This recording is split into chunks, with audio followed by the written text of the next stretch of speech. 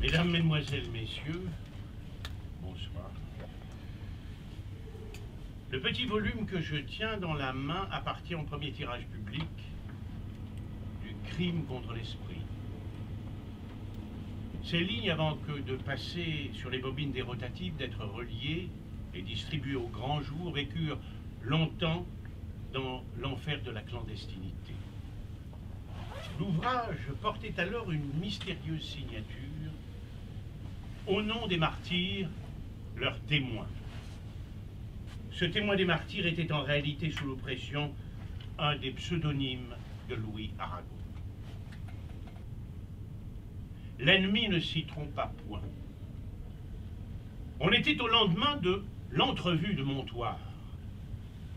Et dans cette manifestation des étudiants de Paris, il y vit bien le désaveu national de la politique de soumission instaurée avec de grandes phrases par les capitulards.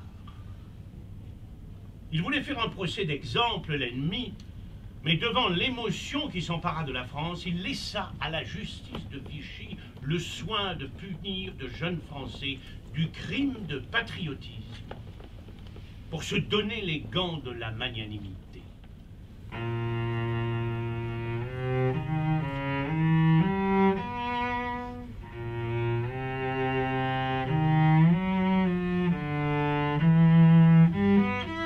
En mars 1941, le tribunal qui jugeait ce gamin n'avait pu retenir contre lui qu'un chef d'accusation, un poème qu'il avait écrit pour la défense de ce père aimé et qu'il avait montré à ses camarades. Guy avait été acquitté et le substitut du procureur général avait remis à sa mère un ordre d'élargissement écrit de sa main. Mais les autorités occupantes s'opposèrent à cette libération. Et de Fresnes, où il était, ce grand garçon plein de vie et d'énergie, capitaine de l'équipe de football, est emmené au camp de Châteaubriand. Là, son amour de l'étude, son activité à cette université prisonnière instaurée par les détenus eux-mêmes, dit-on, l'ont signalé particulièrement aux autorités du camp. C'est pour cela qu'il sera porté sur la liste Pucheux qui le livre au bourreau.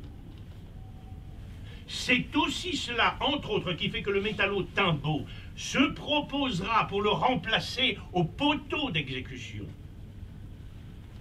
qui fait que tous les compagnons sont bouleversés du sort de ce gosse, leur préféré, qu'ils essaieront jusqu'au bout de lui cacher la vérité. Vaine pitié des aînés. Leur Guy, comme ils disent, sera abattu le dernier dans la sinistre carrière qui est devenu un des lieux saints de notre patrie.